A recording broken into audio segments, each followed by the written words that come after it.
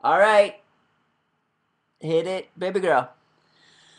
We've got tips and recipes for healthy living. So, for fun and inspiration, come and join us in the raw food world. Welcome, everybody. This is Matt Monarch with the Raw Food World TV show. And Angela wants to do another TV show. We answer some more questions? Yes. What question would Mr. Monarch like to answer? Whatever we see. I see the question about DMSO. What about it? I don't know. DMSO. DMSO. That's the question. DMSO? Yeah. What supplements do I take each morning? What supplements do I take? I consistently take kelp because I come from a background of thyroid issues. I regularly take B12 and that's about it in the mornings. Can you say regularly again? Regularly. Regularly.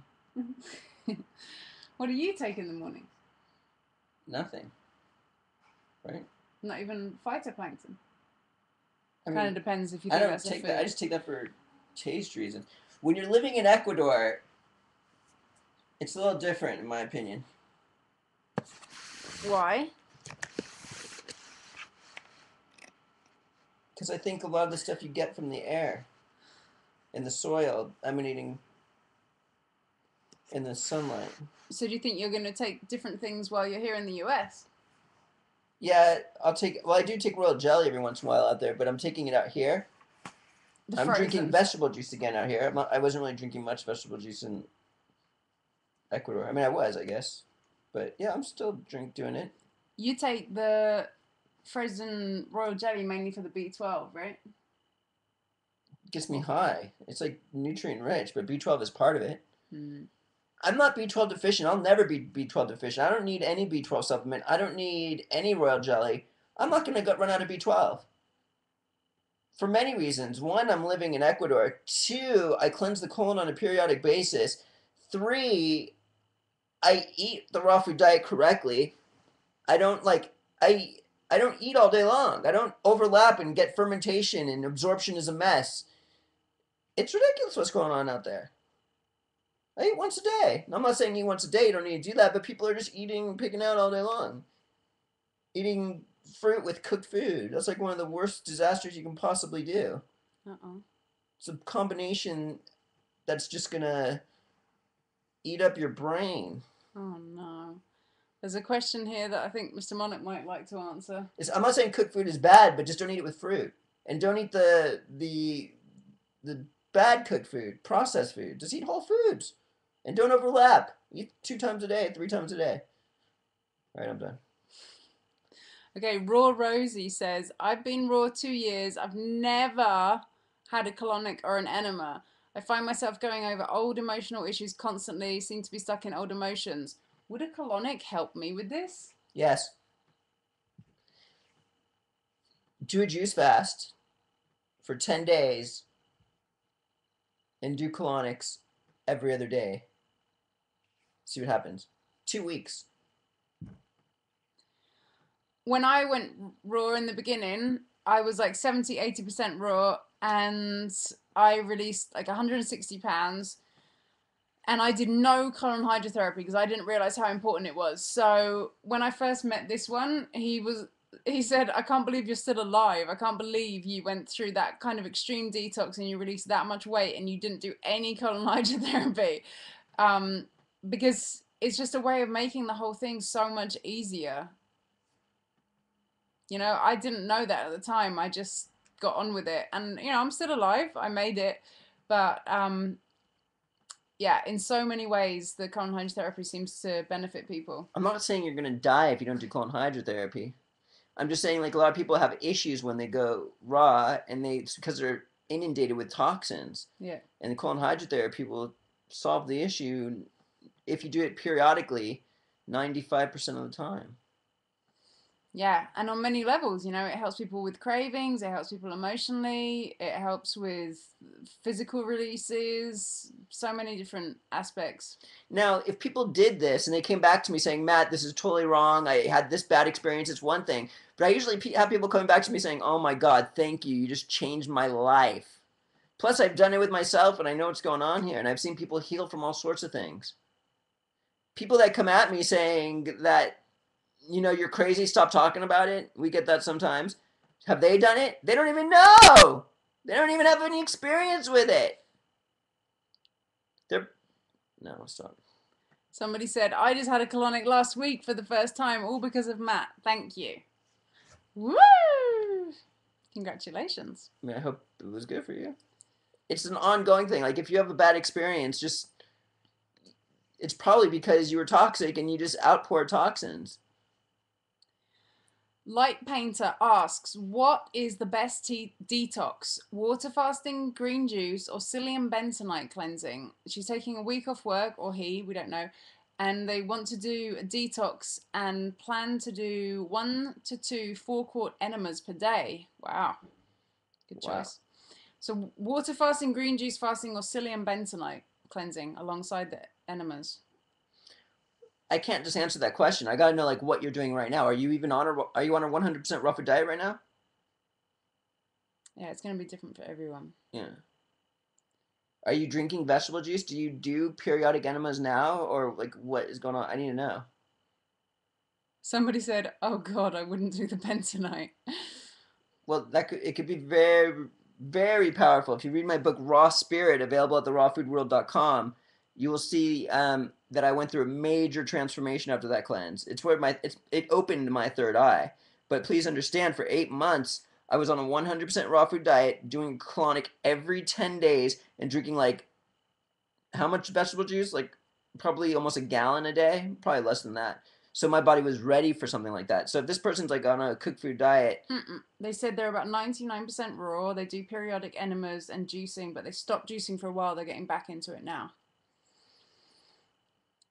I would say if it was me, I would do green juice fasting or feasting because I'm not really into water fasting, and psyllium bentonite cleansing is hardcore. I mean, at least you said that you're going to be off work for a week, so you might want to take that opportunity to do psyllium bentonite cleansing, but it's rough, you got to be ready for that. and if you do it, I'd recommend getting professional colonics because I will just zip it right out. Yeah, green juice fasting or feasting feels like the most nourishing option out of all of that to me because you're putting in such great stuff at the same time. Okay. Somebody asked the difference between an enema and a colonic. I've done that like 10 times. We've said that so many times, but basically colonic is like you go to a professional colon hydrotherapist and there's masses of water and a lot of stuff comes out and it's kind of like having surgery, whereas an enema is like something that you do at home with a little bag that's maybe 2 or 4 quarts of water or something, and it's just self-administered. So it's the same process, but the professional one goes a lot deeper. The colonic goes a lot deeper. We just got in a shower for the first time out here in the U.S. with a water filter on it, and I still sense the chlorine. Like, when coming back to the United States, I had to retoxify myself. It's crazy. Not only in that way, air quality. We're like in Ojai, which I thought was one of the most pristine places in the United States. After being in Ecuador, I'm having a shock here, culture shock. And I used to like be upset like because they have diesel cars out there and stuff like that in Ecuador, and like in that clean air you would have to be exposed by that. I'd be like, oh, this is nasty. I'd be like, Grr. But now that I'm back here, I'm like, wow, that's not so bad. All right.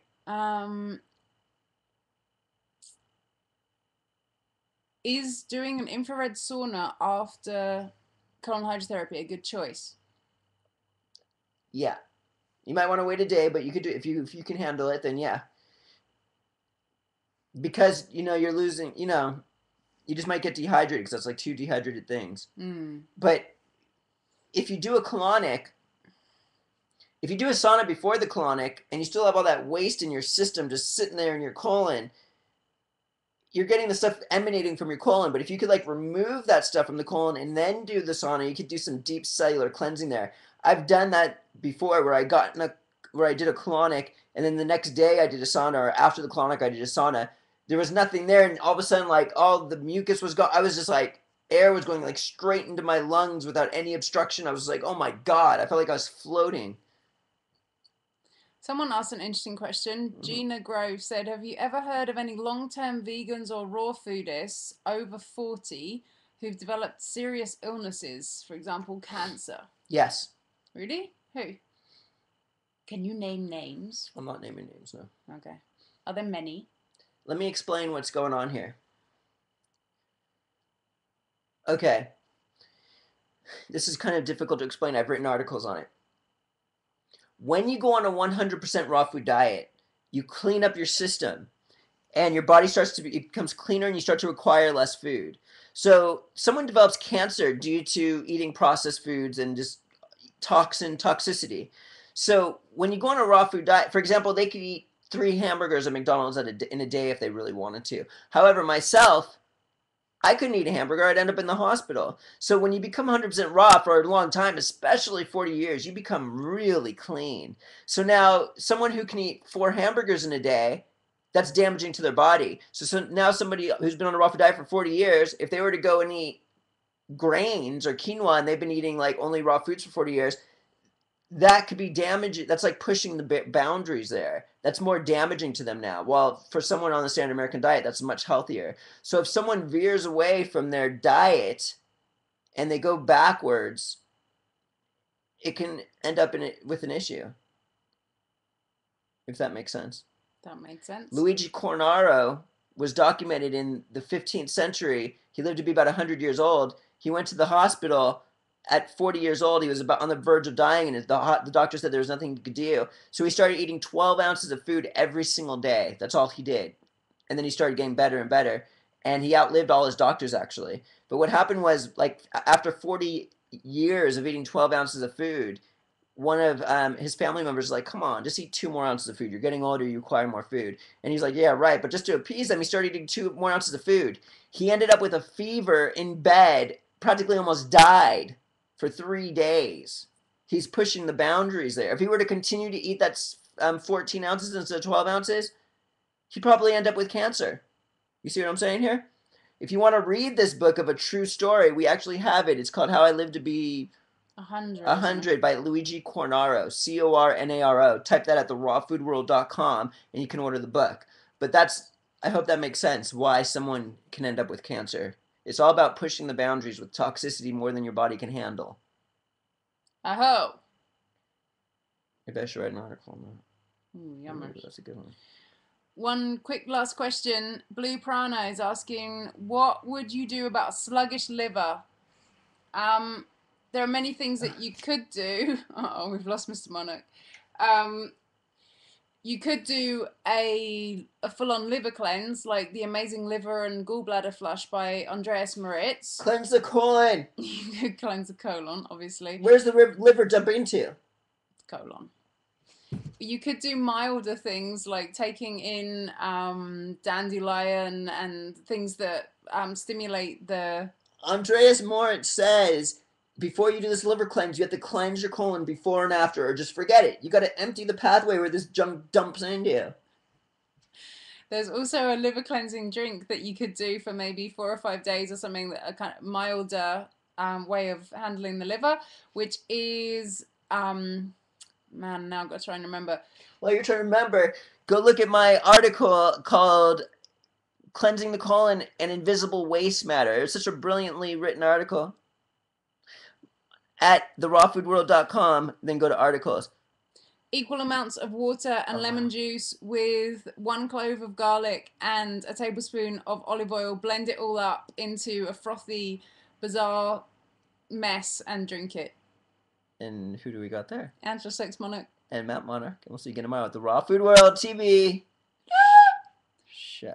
Thanks for joining us. See you again at the Raw Food World. Bring!